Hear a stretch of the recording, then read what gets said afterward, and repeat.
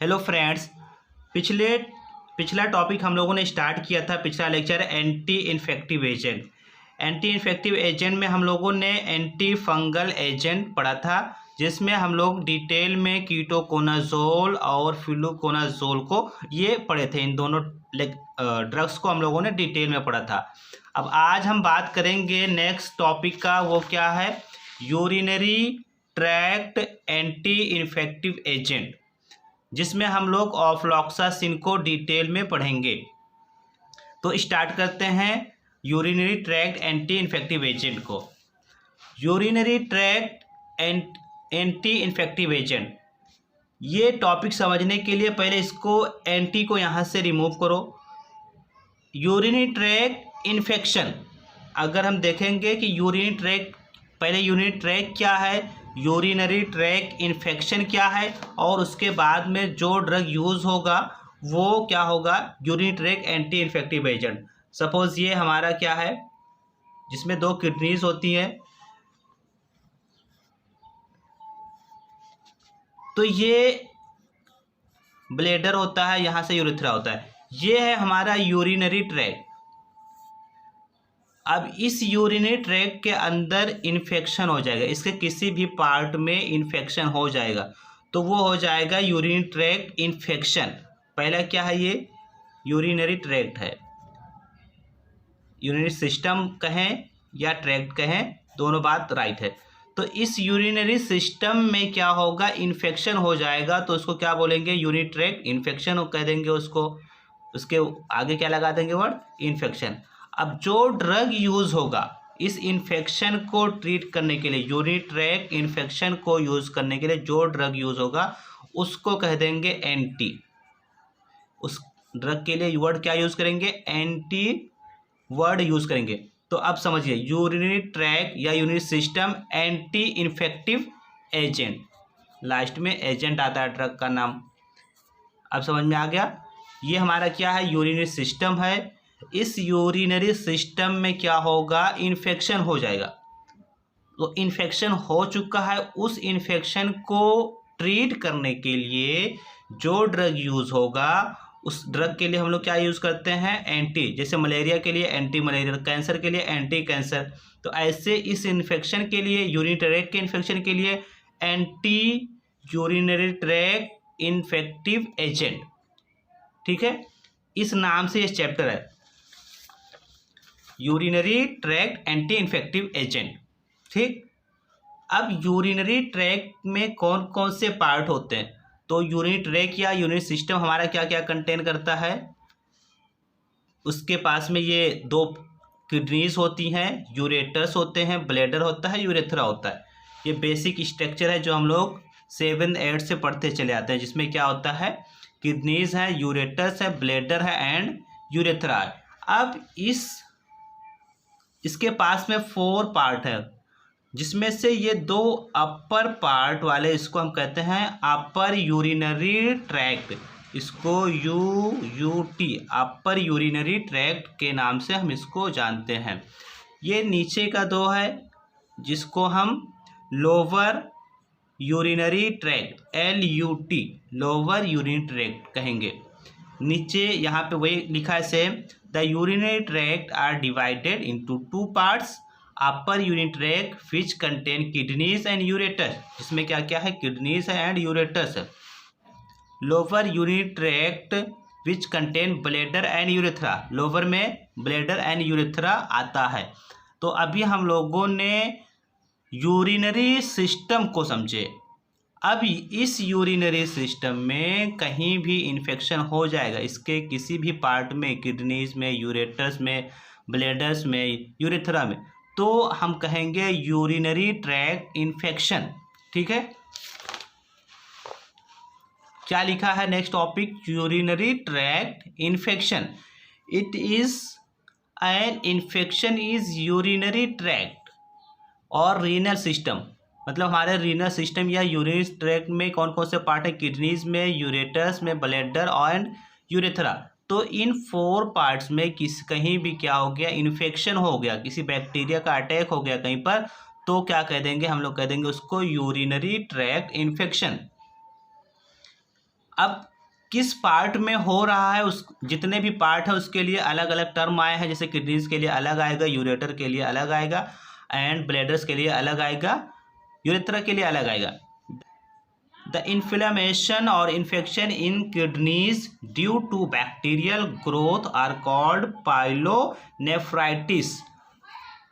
अगर किडनी में हमारा इन्फेक्शन हो रहा है, किडनी में हो रहा है इन्फेक्शन, किडनी में क्या हो जा रहा है, इन्फेक्शन हो जा रहा है, यहाँ पे बैक्टीरिया का ग्रोथ हो जा रहा है, तो इसके लिए वर्ड क्या है, पाइलोनेफ्राइटिस। आइटिस वर्ड कहीं भी आ जाएगा तो इसके लिए समझ जाना कि ये क्या है, इन्फ्लामेशन हो रहा है। किसी भी वर्ड के लास्ट में आ जा रहा है तो मतलब वो पार्ट में इन्फ्लामेशन हो गया, सूजन हो गया, सोइलिंग हो गई है। नेक्स्ट क्या है, the inflammation in ureters are called ureteritis. Ureter में हो रहा है तो यूरेटर के लास्ट में क्या लगा, आइटिस वर्ड लगा है, मतलब यूरेटर में क्या हो गया, इन्फ्लामेशन हो गया, सोइलिंग हो गई है। ठीक है, यूरेटर में अगर यहाँ पे बैक्टीरिया का ग्रोथ होगा तो यूरेटराइटिस वर्ड यूज करेंगे। The inflammation in bladder are known as cystitis.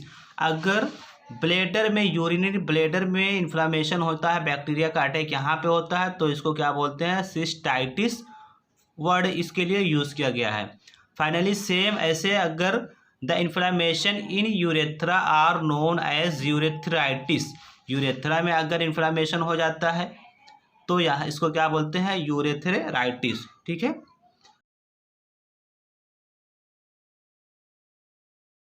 अब ये देखा गया है कि जनरली जो लोअर पार्ट है, लोअर यूरिनरी ट्रैक्ट जिसमें ब्लैडर एंड यूरेथ्रा आता है, ये ज़्यादा यहाँ पे इन्फेक्शन ज़्यादा होने के चांसेस रहते हैं, ब्लैडर एंड यूरेथ्रा में।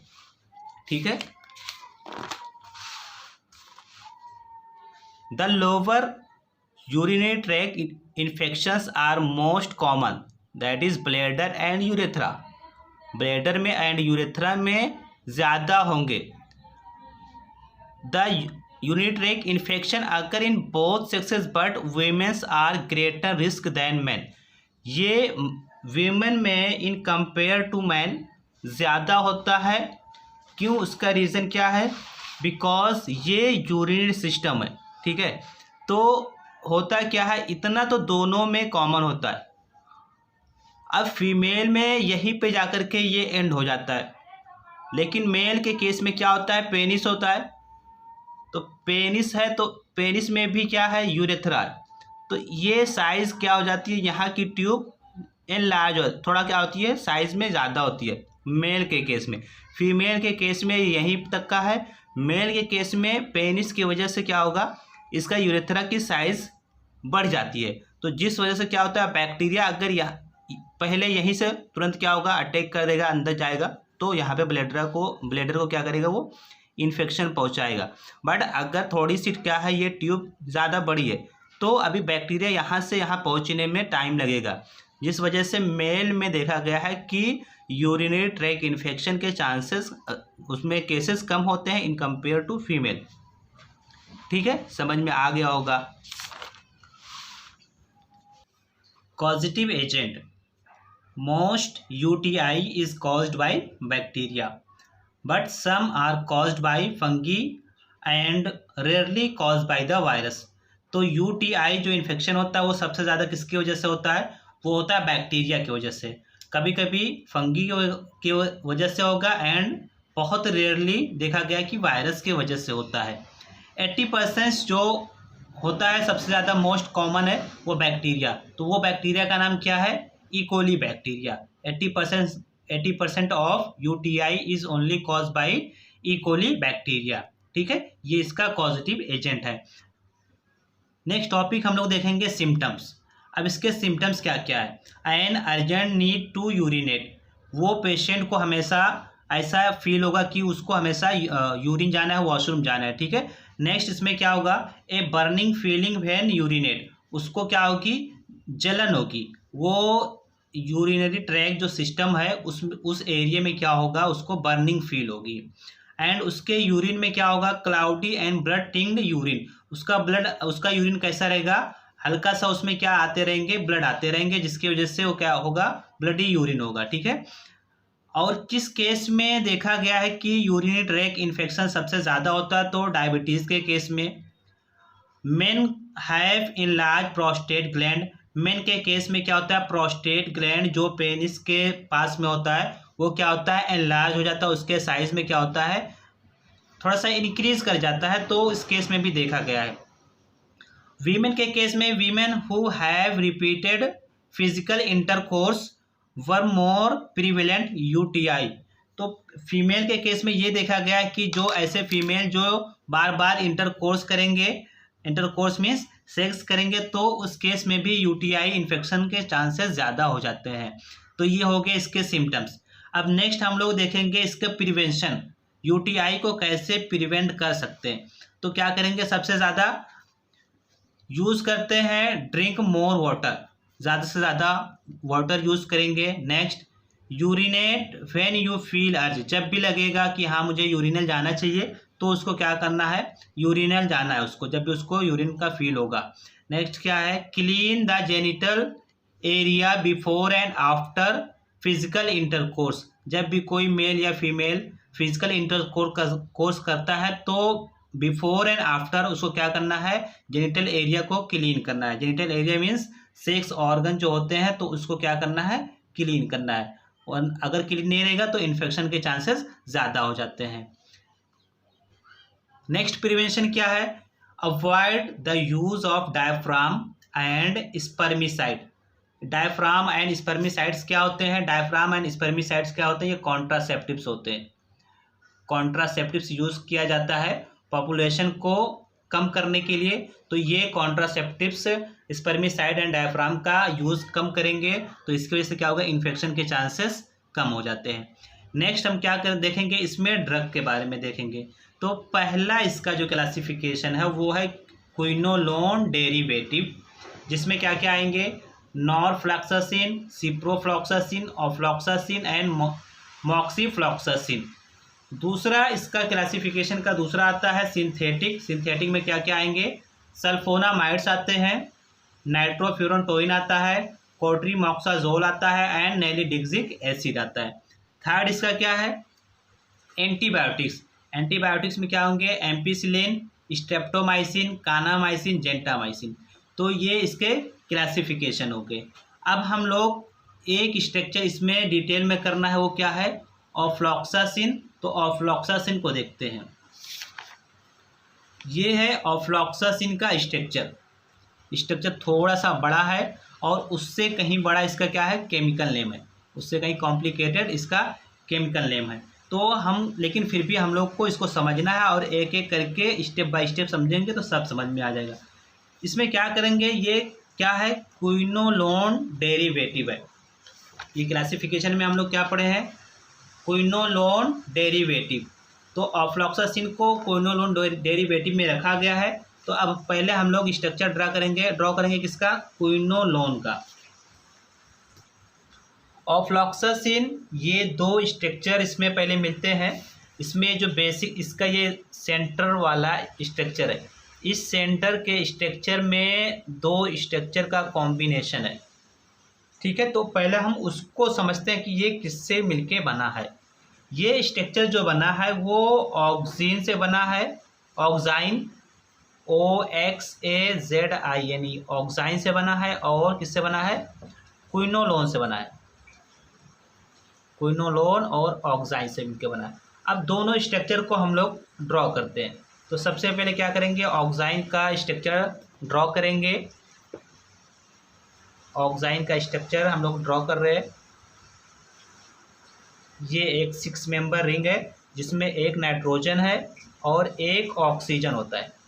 ये होता है ऑक्सीन का स्ट्रक्चर। ठीक है, दूसरा स्ट्रक्चर इसका क्या है, क्विनोलोन। क्विनोलोन का स्ट्रक्चर क्या होता है, एक 6 मेंबर रिंग, इसी से अटैच दूसरा 6 मेंबर रिंग, और इस जो दूसरा 6 मेंबर रिंग है इसमें नाइट्रोजन और ऊपर के साइड में इसमें ऑक्सीजन। उसके बाद में बॉन्ड लगा देंगे, बॉन्ड लगा दिए, ये किसका बन गया, ये क्विनोलोन का स्ट्रक्चर हो गया। जो ऑफ्लॉक्सासिन का बेसिक स्ट्रक्चर इन्हीं दोनों का मिक्सिंग हुआ, ये दोनों स्ट्रक्चर एक दूसरे में मर्ज होंगे और बनाएंगे क्विनोलोन का स्ट्रक्चर। अब इन दोनों को मर्ज करेंगे, मर्ज करते हैं, फिर क्या बनेगा देखते हैं। तो ये पहले क्विनोलोन का स्ट्रक्चर हमने बना लिया, क्विनोलोन को ड्रॉ किया, ये हो गया क्विनोलोन का स्ट्रक्चर, ठीक है।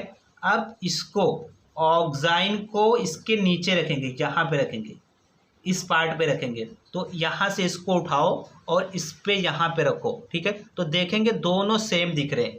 कैसा दिख रहे हैं दोनों, ये यहाँ से ये नाइट्रोजन के ऊपर आएगा, ठीक है, और ये डबल बॉन्ड इस डबल बॉन्ड के ऊपर आएगा। देखते हैं कैसा आएगा, ये कुछ यूँ आया, ठीक है, कुछ ऐसा बना। ये हो गया बेसिक स्ट्रक्चर ऑफ ऑफ्लॉक्सासिन, जो किससे मिलके बना, ऑक्साइन से बना और क्विनोलोन से मिलके बनता है, ठीक है। तो ये ऑफ्लॉक्सासिन का बेसिक स्ट्रक्चर है। अब इस स्ट्रक्चर में हम लोग क्या करेंगे, नंबरिंग करेंगे। नंबरिंग कैसे करते हैं, सबसे पहले नंबरिंग करने का सिस्टम क्या है कि हेटेरो एटम को पहला नंबर देते हैं। तो इस नंबर को, इसको क्या करेंगे 1 नंबर देंगे, इसको 2 देते हैं, इसको 3, इसको 4, 5, 6, 7, 8, 9, 10, 11, 12 और ये बीच में ये एक ब्रिज बनता है, इसको लास्ट में नंबरिंग देते हैं 13, ठीक है। ये 13 नंबर, सभी एटम को नंबरिंग हमने कर दिया। अब क्या करेंगे, सबका नेम देखते हैं। तो ये कौन सा ग्रुप है, ये CO ग्रुप है, CO, यहाँ पे C है, यहाँ पे O, तो कीटोन ग्रुप है। कीटोन ग्रुप को हम लोग बोलते हैं ऑक्सो, क्या बोलते हैं, ऑक्सो। ये कौन सा ग्रुप है, ऑक्सीजन। ऑक्सीजन ग्रुप को हम लोग बोलते हैं ऑक्सा, ऑक्सा बोलते हैं। ये नाइट्रोजन, नाइट्रोजन को क्या बोलते हैं, एजा, ठीक है। इतना समझ में आया होगा, ऑक्सो, ऑक्सा एंड एजा, 3 एटम के नाम हमने लिख दिया, ठीक है। 3 ग्रुप के नाम, 3 एटम के नाम हो गया। अब क्या करेंगे, इसका केमिकल नेम देखते हैं। केमिकल नेम में कैसे किया है उसको समझते हैं। ये बेसिक स्ट्रक्चर को अगर हमें समझ में आ गया बेसिक स्ट्रक्चर, तो बाकी का मुझे समझ में आ जाएगा। इसमें एक चीज़ और देखना है, जब ये फ्यूज़ करता है, जब ये ऑक्साजाइन एंड क्विनोलोन आपस में फ्यूज़ होते हैं, तो ये बीच का ये बॉन्ड बाद में ये बनता है, पहले ये नहीं बनता है।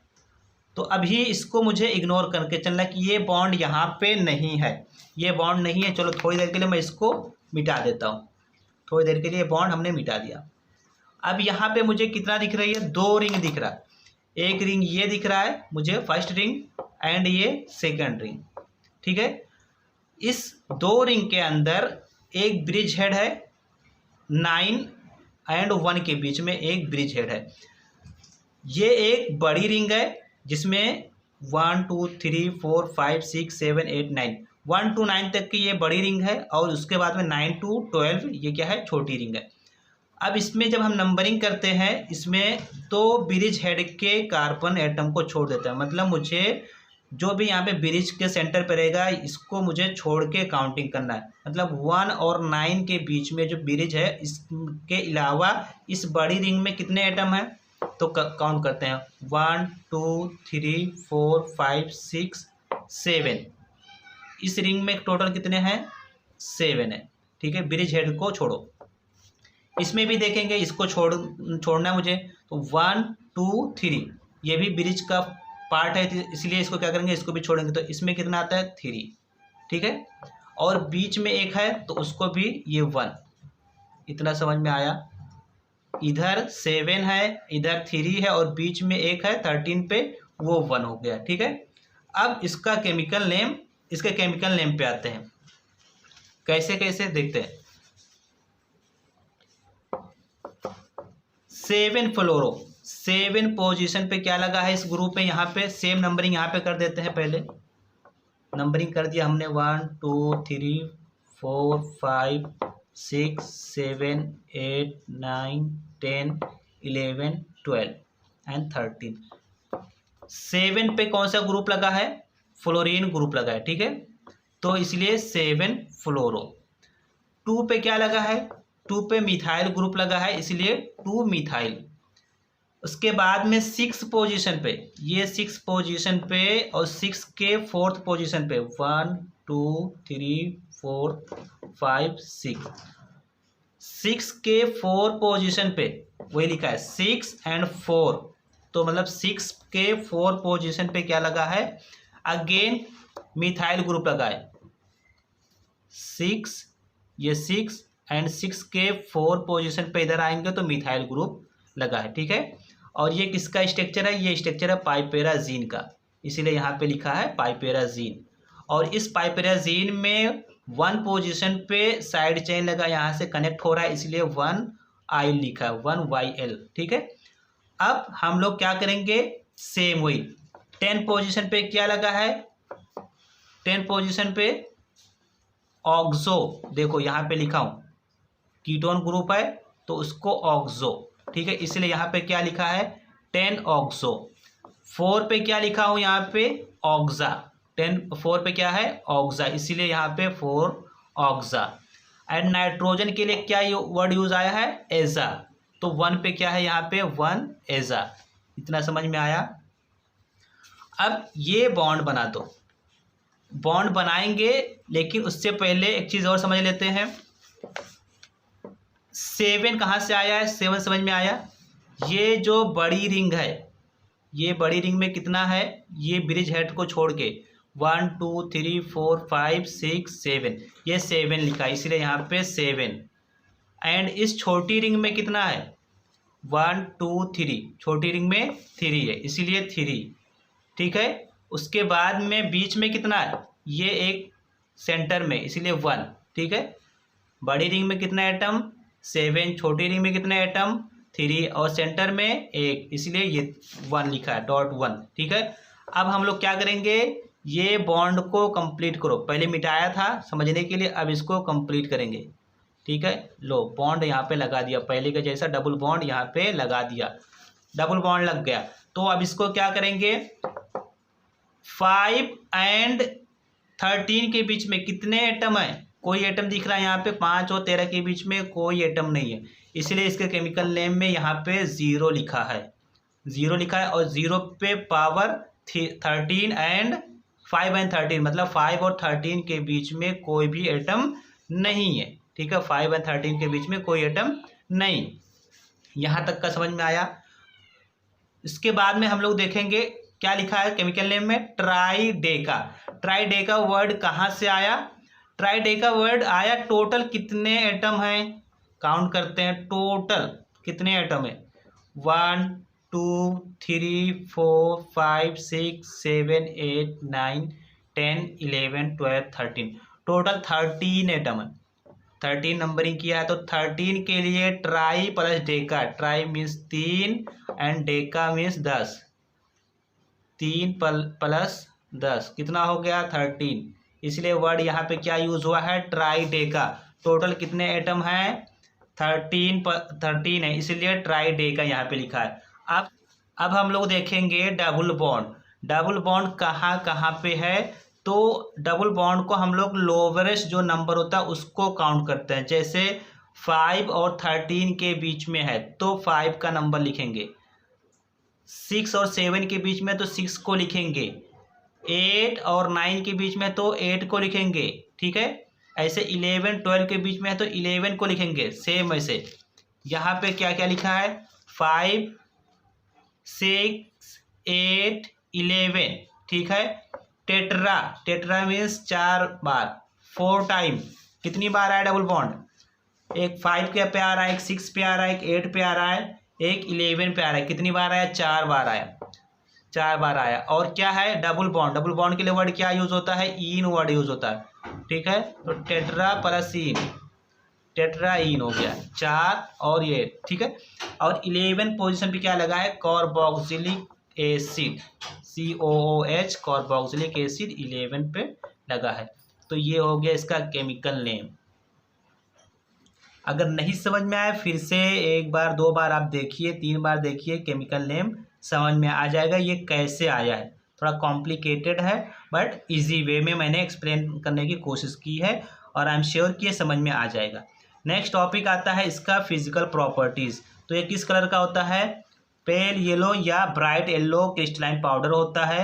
It is slightly soluble in water, water में सॉल्युबल है। Sparingly soluble in chloroform. Storage में क्या क्या आएगा? It should be store in well closed air tight light resistance container. The temperature should be 15 to 13 degree Celsius. Usages में क्या आता है? It is use for the treatment of bacterial infection like respiratory tract, kidney, skin, और main जो अभी हम लोग पढ़ रहे हैं वो क्या है? यूरिनरी ट्रैक्ट इन्फेक्शन में ये यूज होगा। ठीक है। Next dosage form.